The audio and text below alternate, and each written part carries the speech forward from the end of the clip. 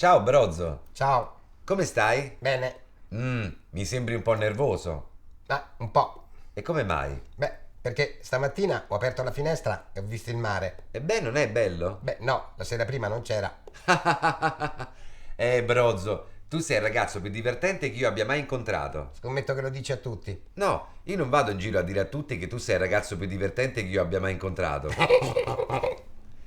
Allora sei stata a scuola oggi? Purtroppo sì. Perché purtroppo non hai detto che ti piace andarci? Beh, mi piace andare a scuola, anche tornare. Non mi piace stare 5 ore lì.